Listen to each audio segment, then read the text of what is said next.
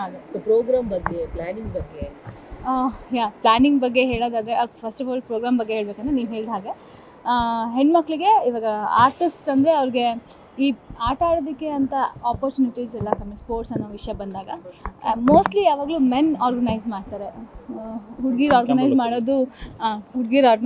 ಮಾಡೋದು ಕಡಿಮೆ. ನಾನು ಸಾಕಷ್ಟು ಟೂರ್ನಮೆಂಟ್ಸಲ್ಲಿ ಪಾರ್ಟಿಸಿಪೇಟ್ ಮಾಡಿದ್ದೀನಿ ಆ್ಯಂಡ್ ಇದೊಂದು ಥಾಟ್ ತಲೆಯಲ್ಲಿ ಬಂದಿತ್ತು, ಹುಡುಗಿರು ಆರ್ಗನೈಸ್ ಮಾಡಿದ್ರೆ ಹೆಂಗಿರುತ್ತೆ ಅಂತ.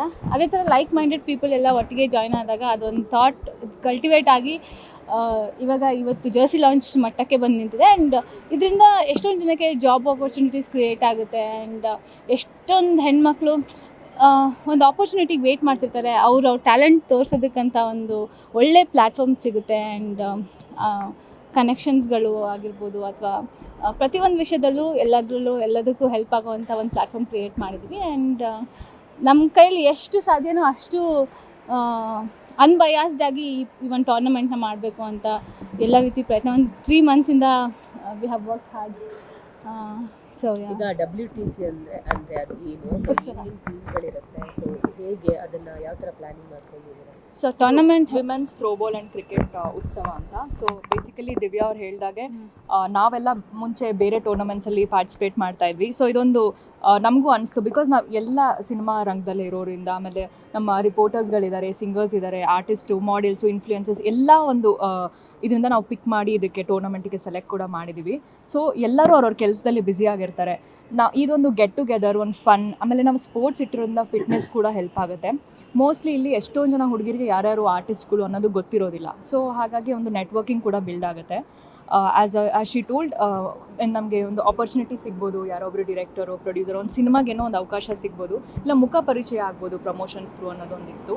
ಸೊ ಹಾಗಾಗಿ ವಿ ಡಿಸೈಡೆಡ್ ಇದೊಂದು ಮಾಡೋಣ. ಯಾಕೆ ಅಂತ, ಯಾಕಂದರೆ ನಾವು ಎಲ್ಲೆಲ್ಲೋ ಹೋಗಿ ಪಾರ್ಟಿಸಿಪೇಟ್ ಮಾಡ್ತಾ ಇದ್ವಿ, ನಮ್ಗೆ ಅಲ್ಲಿ ಏನೇನು ಆಗ್ತಿತ್ತು, ಏನೇನು ಡಿಸಡ್ವಾಂಟೇಜಸ್ ಇತ್ತು, ಸೊ ಅದನ್ನು ನಾವಿಲ್ಲಿ ಕವರ್ ಅಪ್ ಮಾಡೋಕ್ಕೆ ಕೂಡ ಟ್ರೈ ಮಾಡಿದ್ದೀವಿ.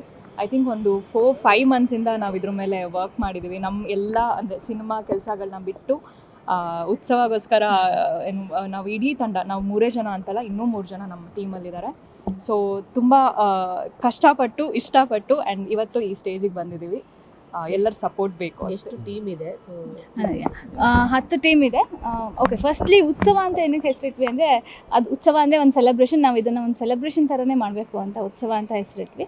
ಆ್ಯಂಡ್ ಎಲ್ಲ 10 ಟೀಮ್ಸ್ ಇದೆ. 10 ಟೀಮ್ಸ್ನೂ ಎಲ್ಲ ನದಿಗಳ ಹೆಸರಲ್ಲಿ ಇಟ್ಟಿದ್ದೀವಿ, ಅದರಲ್ಲೂ ಹೆಣ್ಮಕ್ಳನ್ನ ರೆಪ್ರೆಸೆಂಟ್ ಮಾಡಬೇಕು ಅಂತ.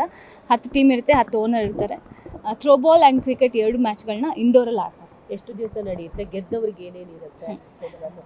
3 ದಿವಸ ನಡೆಯುತ್ತೆ, 6, 7, 8. ಫಸ್ಟ್ ದಿವಸ ಥ್ರೋಬಾಲ್, 2 ದಿವಸ ಕ್ರಿಕೆಟ್ ಮಾಡ್ತೀವಿ. ಆ್ಯಂಡ್ ವಿನ್ನರ್ಸ್ಗೆ 10 lakh rupees ಪ್ರೈಸ್ ಮನಿ ಇರುತ್ತೆ. ಆ್ಯಂಡ್ ರನ್ನರ್ ಅಪ್ಸ್ಗೆ 5 lakhs.